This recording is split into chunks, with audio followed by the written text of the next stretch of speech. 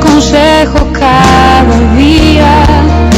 En el nombre del Padre, del Hijo y del Espíritu Santo. Amén. Jesús, luz verdadera que ilumina a todo hombre, luz que llega a este mundo. Nosotros sabemos que tú has venido de Dios, el Padre, para ser nuestro Maestro y que enseña los caminos de la verdad. Las palabras que oímos de ti son espíritu y son vida, pero ¿quién es digno de abrir el libro rompiendo el sello? Tú solo, tú eres que se cuidado por nosotros y nos compraste para Dios con tu sangre. Danos a conocer los misterios del reino de Dios y las inagotables riquezas de tu corazón. Descúbrenos los tesoros de la sabiduría y de la ciencia de Dios que en ti se ocultan. Haz que la palabra penetre en nuestras almas, guíe cual luz nuestros pasos, ilumine nuestras sendas, hasta que la vida existe en las eternidades. Tú que vives y reinas por los siglos de los siglos. Amén. Muy bien. Pues bienvenidos todos a nuestro curso de la historia de la salvación a través de los libros históricos del Antiguo Testamento.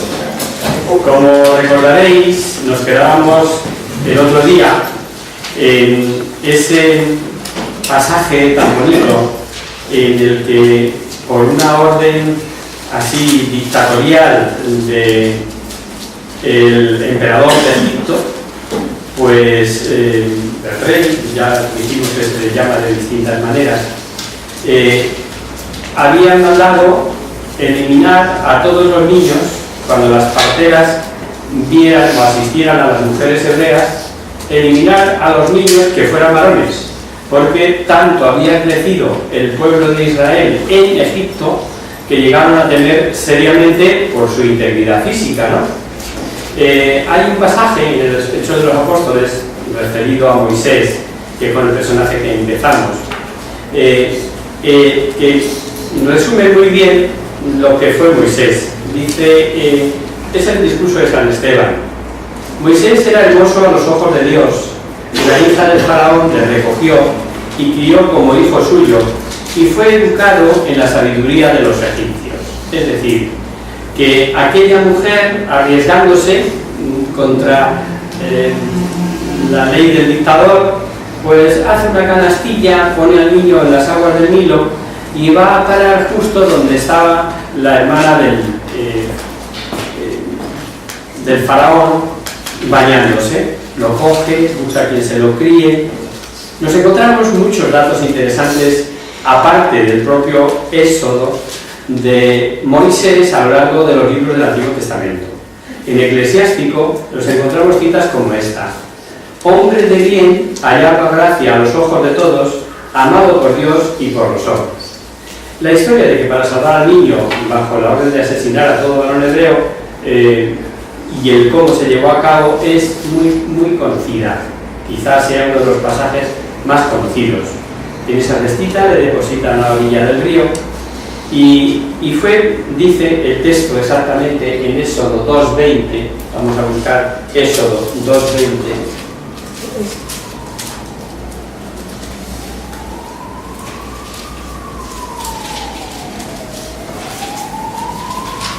2:10, perdón.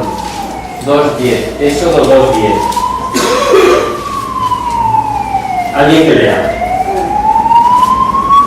Cuando creció el muchacho, se llevó a la hija del faraón, que lo adoptó como hijo, y lo llamó Moisés, diciendo: lo he sacado del agua. Suficiente. Fue salvado de las aguas salió. Ese es el nombre, Moisés. Muy importante, sobre todo, que no olvidemos esto que hemos escuchado, que la hija del faraón le recogió y le crió como hijo suyo. Y comprenderéis por qué os pido que no olvidemos esta cita. Porque Moisés, príncipe de Egipto, sí, pero era del pueblo escogido, era del pueblo hebreo, descendiente de Abraham, de la tribu de Leví, y sin duda llevaba dentro de su sangre lo que su raza le pedía, porque un día que al salir ve a sus hermanos y testigos de la opresión que sufría, ve exactamente, casi lo leemos mejor, en el 2:12.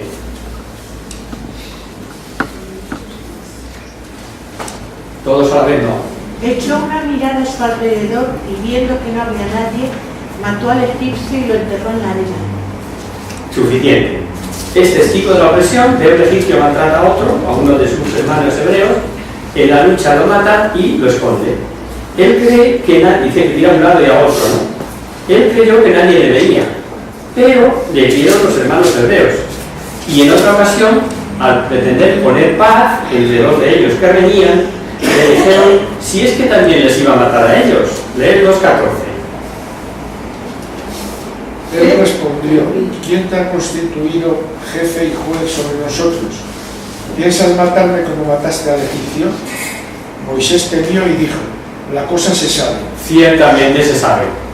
El bueno de Moisés se dio cuenta de que sí le habían visto. Y vaya si se sabía. Y vaya si tenía razón Moisés para temer. Porque en el versículo siguiente, en el 15, dice... Tú mismo, sigue. El faraón se había también enterado de lo sucedido y trataba de matar a Moisés. Pero él huyó y se refugió en Madián. Ya sabéis, y si no lo sabéis, para eso está nuestro pequeño curso, que unas citas aclaran otras.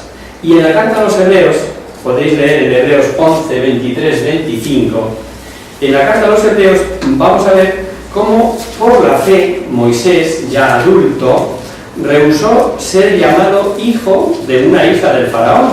Y se nos dice ahí, Hebreos 11, 23, 25. Retengamos firmes la confesión de la esperanza, porque es fiel el que la ha prometido. Miremos los unos por los otros. No me suena. Hebreos 11 es... Ay, perdón, es 10. Es 10. Hebreos 11, 23 al 25. Por la fe Moisés recién nacido fue ocultado durante 3 meses por su padre, que viendo al niño tan hermoso, no se dejaron amedrentar por el decreto del rey. Por fe, Moisés, llegado ya a la madurez, rehusó ser llamado hijo de la hija del faraón, prefiriendo ser afligido con el pueblo de Dios a disfrutar de las ventajas pasajeras del pecado. Correcto. Prefiriendo ser maltratado con su pueblo a disfrutar el efímero goce del pecado. En la de la sangre estaba la voz de Dios, y Moisés se sintió siempre hebreo de corazón.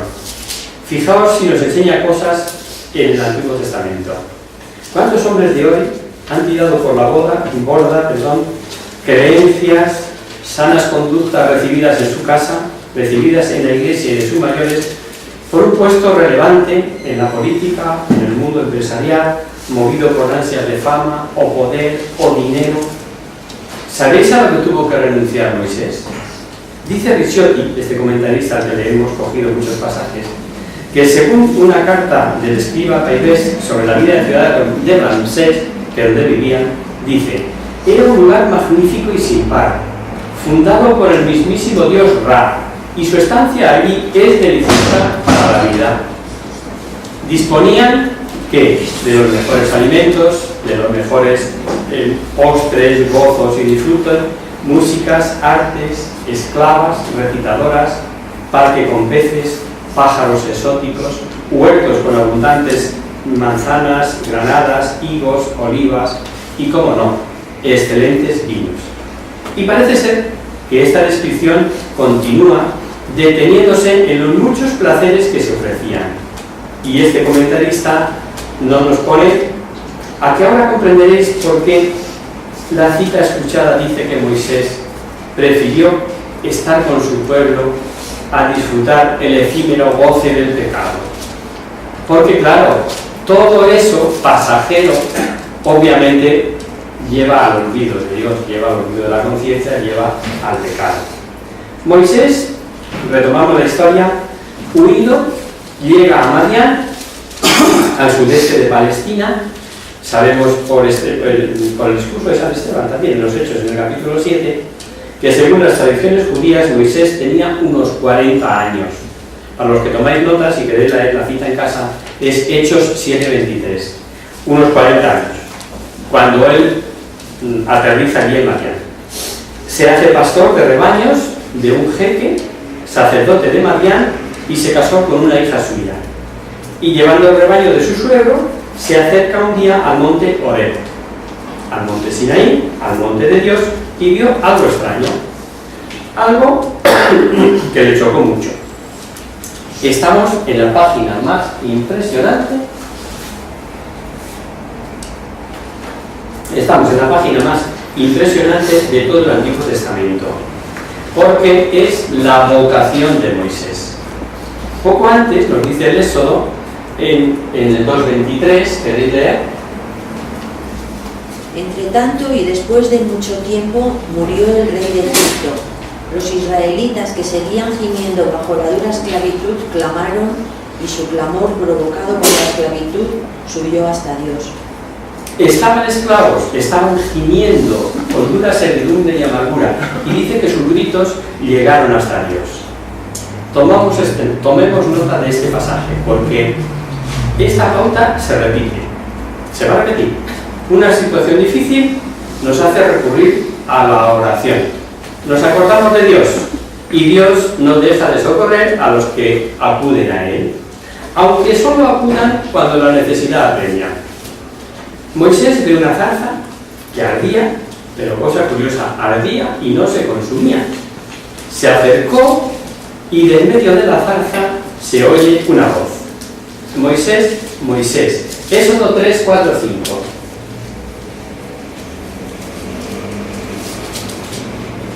Viendo el Señor que Moisés se acercaba a mirar, lo llamó desde la zarza.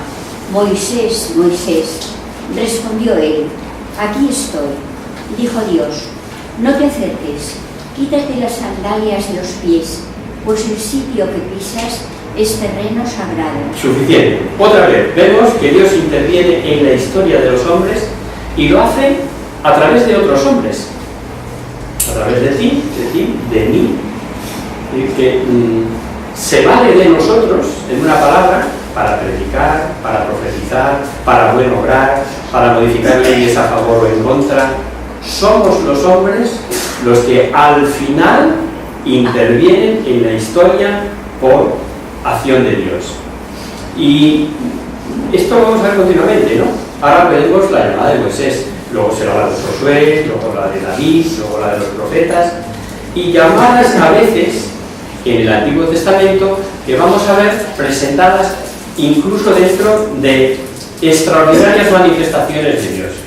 Teofanías, esa es la palabra, ¿no? A través de teofanías extraordinarias, solemnes, veremos la intervención de Dios en la historia de los hombres. Y Dios, al llamar a Moisés, se presenta como el Dios de los padres. Yo soy el Dios de tu padre, de Abraham, de Isaac, el Dios de Jacob. Moisés, temeroso de ver a Dios, oculta su rostro. No era para menos. Y Dios representa su plan. Y anda que la papeleta que le encomienda se las trae. Es una de esas misiones que para un hombre resultan imposibles. Y por lo que ya comentamos que Dios siempre advierte y anima, yo estoy contigo, yo estoy con vosotros, como dijo a los apóstoles, es por los que de alguna manera el hombre se siente capaz de seguir adelante en esa misión. Y hemos visto que los hebreos, según seguían oprimidos en la esclavitud, se creían olvidados de Dios, del Dios de las promesas. Dice el padre croata, es la tensión más desesperada entre la promesa y la realidad. Se ha prometido que vamos a ser redimidos, sí, pero lo cierto es que pasan los años, muere una generación, muere otra, 400 años estuvieron en Egipto, y esto sigue igual, y vamos de mal en peor. Y entre promesa y realidad, otra gran lección propia de la pedagogía divina. Llegar a la libertad, pero a través del dolor. Y lo más aleccionador, concederá lo prometido tras la libre respuesta humana a la fe. Él siempre espera nuestro ok, Él siempre espera nuestro sí, hasta para redimirnos, como sabéis, hasta para entrar en el mundo, siendo todo un Dios. Le dice a esa doncellita de Nazaret, oye, ¿puedo pasar? ¿puedo ser uno de vosotros? Y hasta que la Virgen lo dijo, sí, hágase, no se abre la puerta de la redención. Tal vez la tensión de los hebreos en Egipto había llegado a su punto culminante, a punto ya de quebrarse. Y entonces es cuando Dios entra en escena llamando a Moisés y le dice, vamos a leerlo, en el 3:7, 7 y 8 lo de leer. Yahvé siguió diciendo: he visto la aflicción de mi pueblo en Egipto, he oído el clamor que le arranca su opresión y conozco sus angustias. He descendido para liberarlo de la mano de los egipcios, sacarlo de aquella tierra y llevarlo a una tierra buena y espaciosa, y a una tierra que emana leche y miel, a la tierra del Cananeo. Fijaros el detalle que nos ha leído Vicente. He bajado para librarles, dice, y se nos presenta a Dios, pues eso, como bajando, con voluntad activa, como si Dios fuese a librarles sin valerse del sí de Moisés. Menos mal que la revelación sigue y dice en el 10, y lo deja claro, ¿no? Dice Dios a Moisés, en el 3:10. Después yo te envío al faraón para que saques a mi pueblo, a los hijos de Israel de Egipto. Así, como si nada, como decirle, mira, anda, saca a estos pobres oprimidos, quiera o no quiera el faraón desprenderse de tanta mano de obra barata, sin salario, quiera o no quiera el faraón, pese a su ejército de carros, caballos, caballeros armados, ándale, acércate a Egipto y libra a mi pueblo. La papeleta total, como os decía, es pequeña, ¿no? Y ponemos un poquito de imaginación. Si Dios a uno de nosotros nos dice esta misión, ¿qué responderíamos?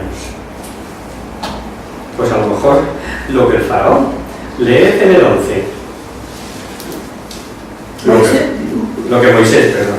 Moisés dijo a Dios: ¿y quién soy yo para ir al faraón y sacar de Egipto a los hijos de Israel? ¿Y quién soy yo para ir allí al faraón y sacar de Egipto a los hijos de Israel?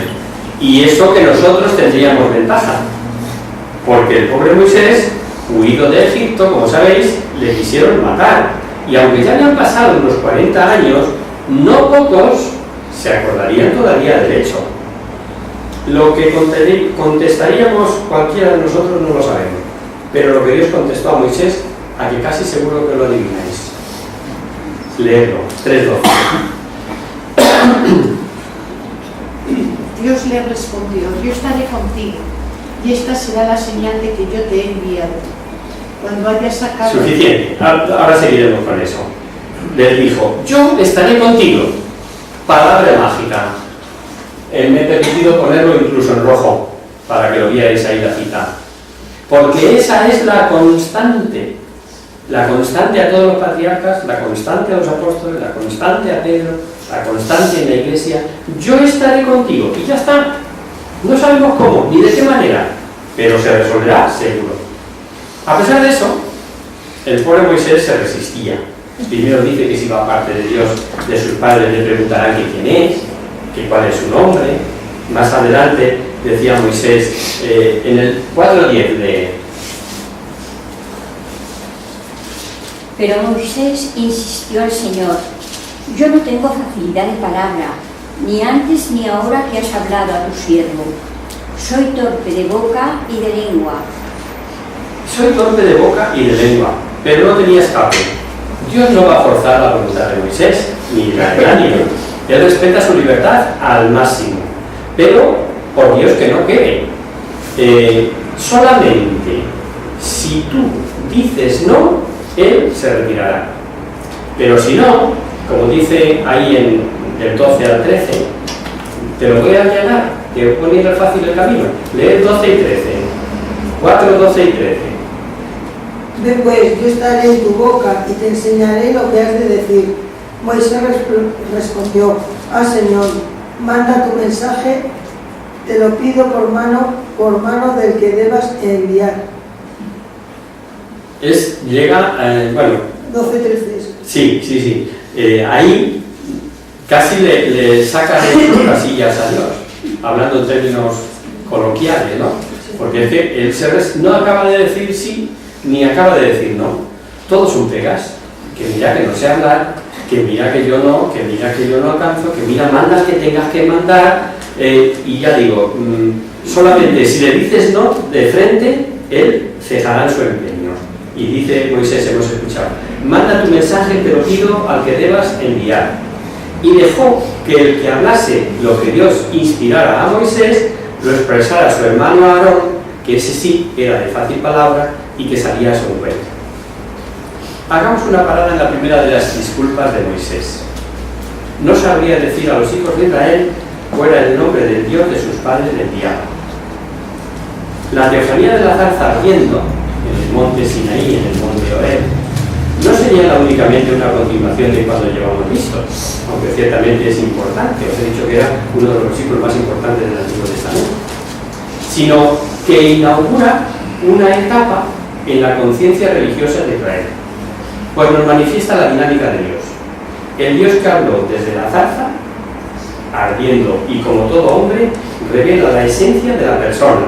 Podríamos decir que revela que es el único que ciertamente es el único que hace existir. 3.14. Éxodo 3.14. Dios dijo a Moisés: soy el que soy. Esto dirás a los israelitas: yo soy, me envía a vosotros. Yo soy, me manda a vosotros. Ese es el nombre.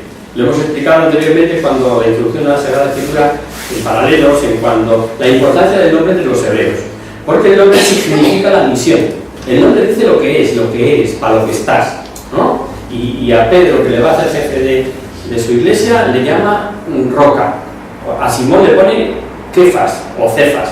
Y a Jacob le cambia el nombre por Israel, padre de todos los pueblos, de las 12 tribus.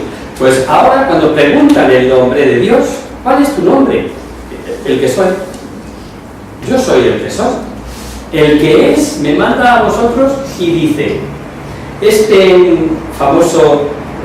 misteriosa respuesta de Dios es de una veneración extrema por parte de los judíos. Es el misterioso tetragrama, esas 4 letras que os he puesto ahí, que el que sea valiente que me lo diga. ¿Cómo pronunciáis YHWH?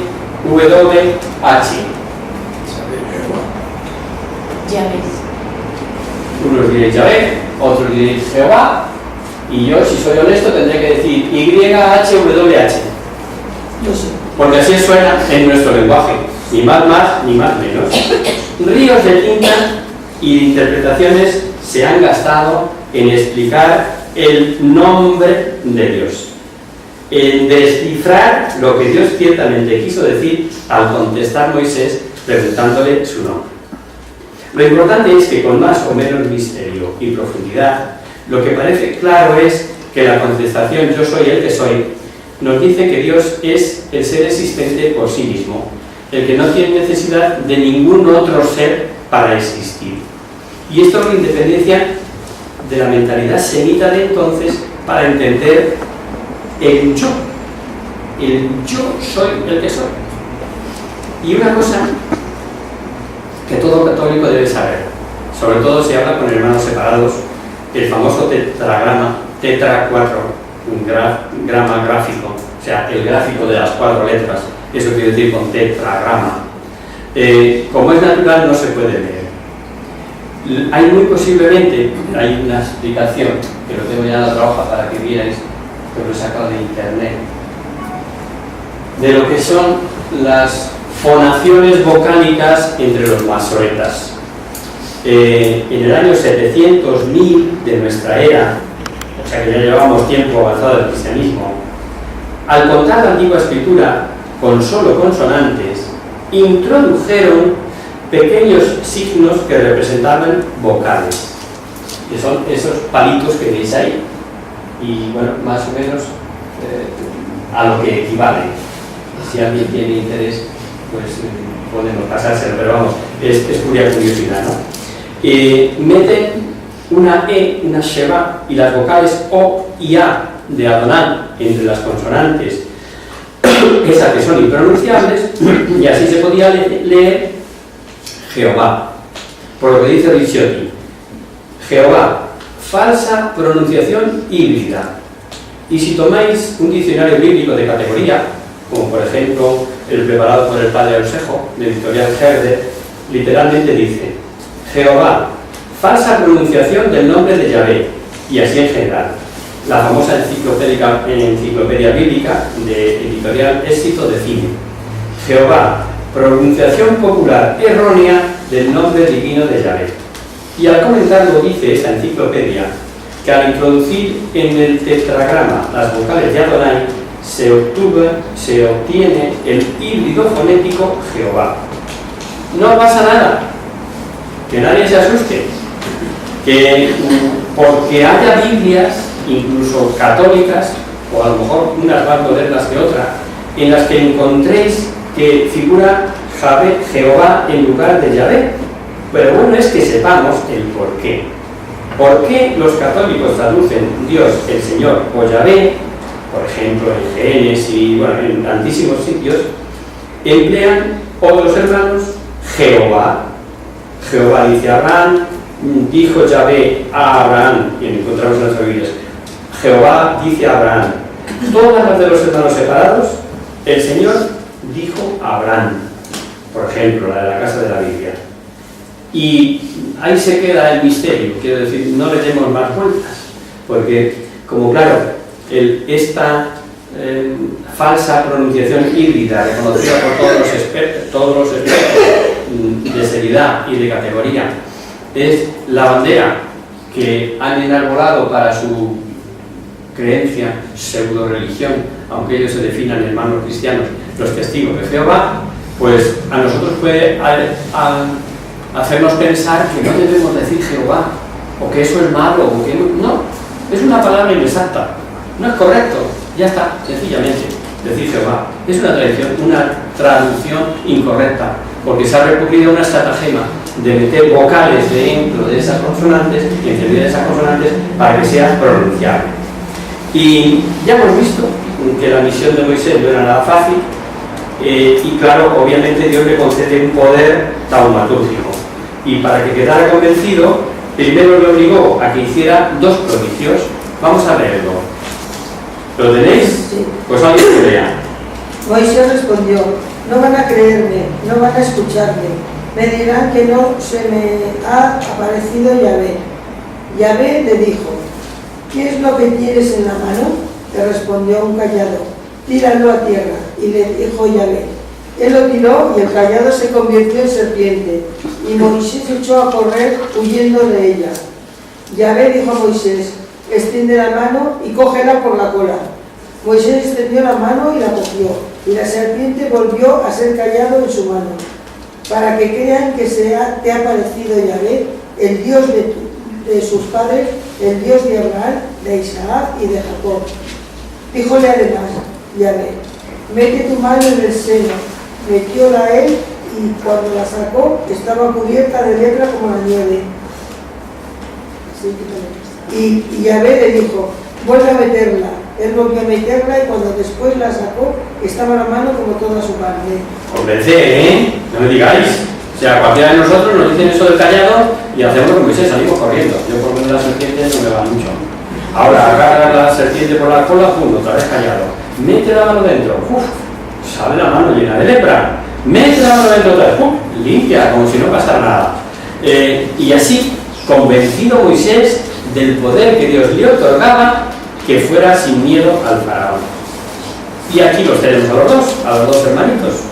Se presentan Moisés y Aarón con la orden de decir al faraón, como palabra de Dios, que ese pueblo hebreo era Israel, que era su pueblo, su primogénito, y que tenía que dejarle salir para que le sirviesen en el desierto. Así que ante el faraón, como si fueran poderosísimos emisarios de un imperio enorme, dicen: Éxodo 5:1. Después Moisés y Aarón se presentaron al faraón y le dijeron: así dice el Señor, Dios de Israel: deja salir a mi pueblo para que celebre mi fiesta en el desierto. Os podéis figurar lo que contestó el faraón. Pues después de decirle que quién era ese Yahvé para que yo, faraón de Egipto, le tenga que obedecer, le soltó aquello de no conozco a Yahvé y no dejaré ir a Israel. ¿Lo tenéis clarito? Ni le conozco a ese Dios que me venía diciendo, ni voy a dejar salir a nadie. Ellos empezaron a decir que se les había aparecido el Dios de los hebreos, que podía haber consecuencias, y el faraón no les hace ni caso a las posibles coacciones, o lo que les pudiera venir, de pestes, o no, ni caso. Les amenazan porque estaban distrayendo al pueblo de sus trabajos. Claro, ¿qué me decís, hombre? Ni pensarlo siquiera, que estos chicos tienen mucho ladrillo que hacer y muchas ciudades que construir. No les presta ninguna importancia. Hay una pugna dramática de Moisés y el faraón en la que aparecen dos elementos de índole sobrenatural que matizan el carácter histórico del relato: las famosas plagas, de las que tanto se ha escrito, y la interpretación y ampliación teológica de los hechos. El final será la última plaga, con la muerte de los primogénitos de los egipcios y la celebración de la Pascua y la liberación. Y la pregunta de todos, ¿a que sí? ¿Hubo o no hubo milagros en las plagas famosas que provocaba Moisés? Mirad, si os contesta un listillo, que no faltan, os dirá que eso de las plagas es un cuento chino. Entonces, veamos. Y sin olvidar el estilo semita y las exageraciones, que el género hiperbólico, como sabéis, es frecuente, la forma de narrar los hechos históricos que tenían por aquel entonces, e incluso el poner todo como voluntad activa de Dios, y incluso sin olvidar que en Egipto había magos capaces de engañar con sus trucos a los más avispados, aunque si leéis ante Moisés hicieron el más espantoso y ridículo, ¿no? A lo que vamos. Sabemos que las famosas plagas están relacionadas con fenómenos ordinarios y naturales que tenían lugar en Egipto en ciertas épocas, como venir el Nilo Rojo, tanto como si fuese de sangre su agua, la consecuencia es que no podía beberse. También esporádicamente invasión de ranas, mosquitos dañinos, pábanos, epidemias con muerte de ganados, langostas, granizadas. Si el listillo de turno sabe esto, cambiará lo de que son cuentos chinos y dirá, no, mira, son fenómenos ordinarios de aquel país, por tanto, ¿dónde está el milagro? Pues las dos cosas son ciertas. ¿Fenómenos naturales del país? Sí. ¿Y milagros obrados por Moisés? También. El libro de los Salmos nos aclara el dilema. Al hablar de los prodigios y portentos obrados por Moisés en Egipto, dice: mandó tinieblas y se hizo oscuro, convirtió en sangre sus aguas y mató peces, mandó y vinieron los tábanos. Y así, de ver para casa, todo el Salmo 105. Mandó y vino la langosta, les dijo y vino granizo, etcétera, etcétera. No sé si caemos en la cuenta. Fenómenos naturales sí, pero ¿cuándo ocurrían? Ahí está el milagro. El fenómeno ocurría cuando Moisés mandaba que ocurriese, y todavía más, con una actividad fuera de lo normal, insólita. Él mandaba y el fenómeno ocurría. Os voy a poner un ejemplillo de esto de andar por casa, que sabéis que a mí me gusta usar, no sé si acertado o no, pero a veces yo creo que ilustra. Suponed que un santo sabe que los terroristas tienen un tremendo polvorín escondido ahí en la sierra, en un monte perdido. Y el santo, con fe, ora a Dios y le pide que caiga un rayo y destruya el polvorín, con lo que se salvarían muchas vidas. Y Dios le concede el milagro. El rayo es un fenómeno natural, no lo duda nadie, pero que caiga cuando y donde el santo pidió es un milagro. Pues esto es, yo creo, para que lo podamos entender. En el caso de Moisés todavía hay algo más milagroso. Más que ocurren los fenómenos con Moisés, ya, pues sí. Mirad, en la quinta plaga, Moisés había advertido al faraón que si se negaba a que saliera el pueblo, La mano de Yahvé caería sobre los ganados. Éxodo 9:3. Leer. Mira que la mano de Yahvé caerá sobre sus ganados del campo, sobre los caballos, sobre los asnos, sobre los camellos, sobre las vacadas y sobre las ovejas. Habrá una grandísima peste. Perfecto. Y pereció todo el ganado de los egipcios. Al ver lo que vieron, el faraón se informó y ni un animal de los ganados de los hijos de Israel había muerto.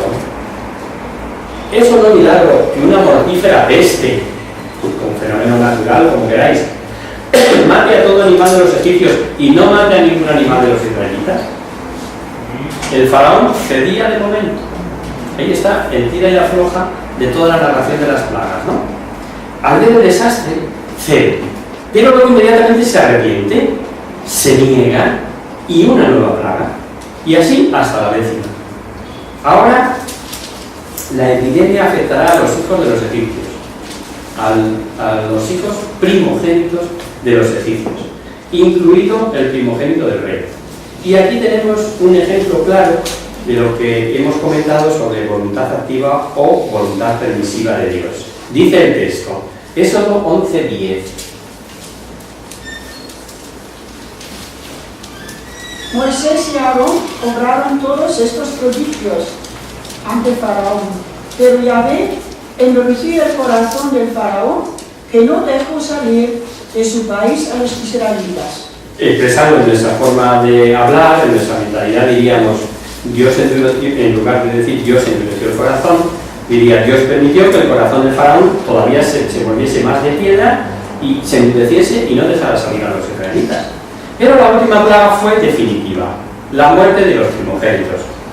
No habían creído, pese a los castigos sufridos, tal vez influyeron las magias, trucos de los magos y, sin duda, pues que andaría por allí el perenne enemigo, la ayuda del maligno. Pero el libro de la sabiduría dice, con la muerte de los primogénitos, para los que tomáis nota, sabiduría 18:13, con la muerte de los primogénitos confesaron que el pueblo era hijo de Dios. Era tanto como reconocer el milagro, a pesar de ser conocedores de fenómenos similares. Dice el padre Juan Prado, estos hechos meramente naturales fueron verdaderos milagros en cuanto al modo y circunstancias del tiempo y lugar, sobrenaturalmente previstos y anunciados, realizados de manera preternatural y de una intensidad insólita. Y si citamos estas palabras de un escriturista de tal categoría, es para recordar que si todo esto lo habíamos explicado anteriormente, no son cosas de nuestra cosecha. Y una última nota sobre las plagas. Si cogéis el texto, notaréis que las 4 primeras plagas afectaban, o digamos que solo causaban molestias, ¿no? Disgustos. Se niegan los egipcios y las 4 siguientes son las duras. Daños personales, daños a bienes, sigue la terquedad y viene el desconcierto, las tinieblas, el miedo. ¿Qué va a pasar? ¿Quién de pequeño no ha sentido miedo a la oscuridad? Bueno, y algunas veces todavía. Nos encontramos en casa con un apagón inesperado y habrá alguien, no habrá alguien. O sea, la oscuridad siempre causa recelo, siempre temor. Y como ni con eso cede el duro corazón del faraón, llega la 10ª con la muerte de los primogénitos. Las distintas peticiones eran como invitaciones de Dios al faraón. ¿Qué hubiera pasado si a las primeras hubiese cedido? Es algo para meditar. El faraón al final se lo negó. Era el mes de nuestro abril, un mes llamado más tarde Nisán, y Moisés dio orden a sus compatriotas, después de separarse del faraón, de que en la noche del 14 al 15 de Nisán se inmolase en cada familia un cordero macho perfecto de 1 año de edad. Tomarán de su sangre, untarán los postes y el dintel de la casa donde se coma. Y también ordenó que se comiese con panáctimo, hierbas amargas y apresuradamente. Todo un significado. Es la Pascua. En En los meses hebreos, nuestros meses, ¿cuántos días tienen? 30, 31, o si es febrero, 28 o 29. Hay gente que presume de cumplir años cada 4 años, porque nace el día 29. Bueno, pues en el cómputo del tiempo, en el calendario hebreo, había meses de 28 días. Entonces lo compensaban de esa manera, metiendo de cuña de vez en cuando un mes. Bueno, pues el 14 de Nisan, que es próximo a la luna llena de primavera, de ahí que la cuaresma, porque se hace coincidir con la Pascua, se hace coincidir con el 14 de Nisan, sea siempre una fiesta variable, porque la luna llena de primavera, la primera luna llena de primavera, es variable. Pues bien, esto a propósito del Nisan, por si os ha quedado así un poquillo en penumbra. ¿Y por qué apresuradamente? Vamos a leer Éxodo 12:11.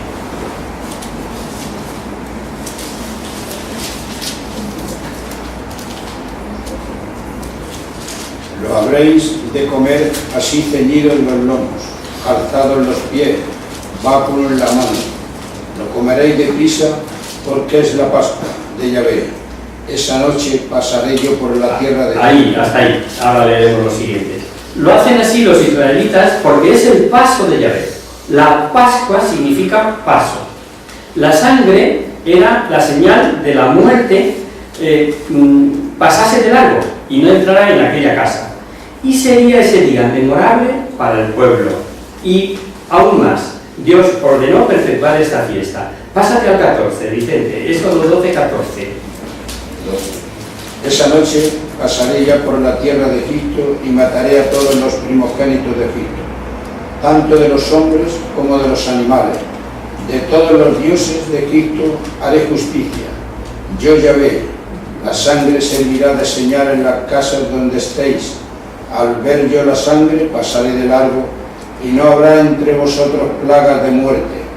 Cuando hiera la tierra de Egipto, este día será memorable para vosotros y lo celebraréis como fiesta de Yahvé, como institución perpetua de generación en generación. Este día será memorable.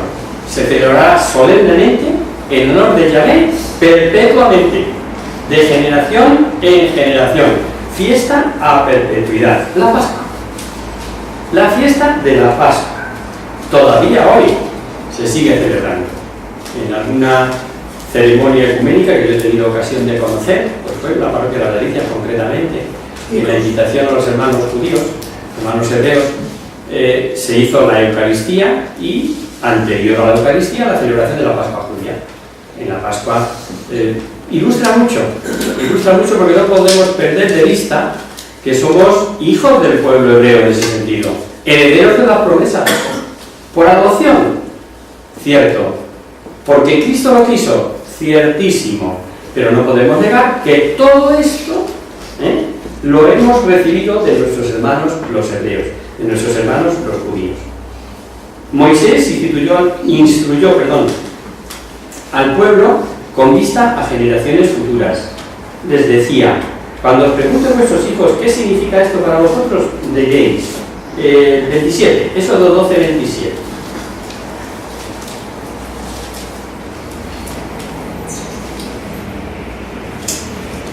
Les responderéis, es el sacrificio de la Pascua del Señor. Él pasó en Egipto junto a las casas de los israelitas, hiriendo a los egipcios y protegiendo nuestras casas. Suficiente, ¿no? La muerte de los primogénitos llegó, no respetó a ninguno del pueblo egipcio, desde el hijo del preso hasta el hijo del faraón. Y sin meternos en la prehistoria de la Pascua hebrea, aquella noche supuso la gran Pascua, la primera Pascua, la historia de la salvación, de la liberación. Aquella memorable noche tendrá una nueva significación que señala el paso de Yahvé. Israel comienza a vivir del recuerdo ininterrumpido de las maravillas del Dios de su Padre, del único Dios verdadero. Tiene mucho la celebración de la Pascua de rememorar. ¿Habéis vivido alguna vigilia pascual completa? ¿Hasta las 2 de la mañana? ¿Hasta las 5? Hasta las 5 que comen el cordero pascual. Hasta las 5 de la mañana por lo menos. ¿Por qué? ¿Por qué? Pues porque se releen de una manera sistemática y periódica todos los hitos de la historia de la salvación a través de las escrituras del Antiguo Testamento. En nuestras vigilias pascuales normales de la parroquia se suelen elegir 3 lecturas, que ya es mucho, una del Antiguo, otra del Nuevo y un salmo entre medias. Una del Antiguo, otra del Nuevo y un salmo entre medias. Una del Antiguo, otra del Nuevo y un salmo entre medias. Y luego el Evangelio, ¿verdad? Bueno, pues en la que se celebra completa es toda la historia. Tiene esa significación de rememorar lo que ha significado la salvación. Para los hebreos, pues que Dios nos salvó, que nos dio la vida, que podíamos haber cascado como los hijos de los egipcios y nos salvó. Eso es lo que nos falta a nosotros llegar a profundizar, el sentirnos salvados. ¿De qué nos ha salvado la nueva alianza, la nueva Pascua, la verdadera auténtica Pascua? De la muerte y el pecado.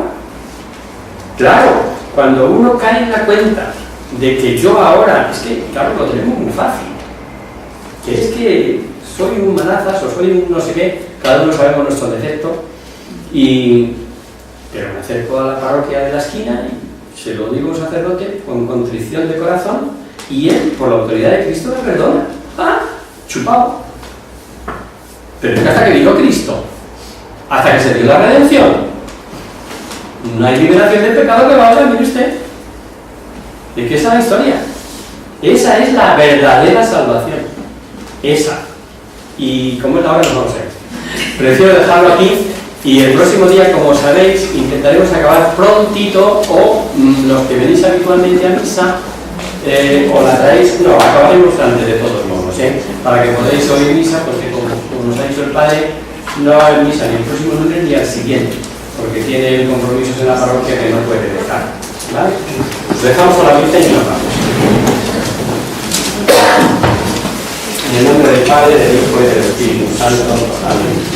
Virgen de bendita del cielo, en cuyos rostros se miran los santos y se contemplan los ángeles. Haz que nosotros, tus hijos, nos parezcamos a ti y que nuestras almas reciban la gracia de ser que no le parezcan los ángeles, sino que se vean de la verdad.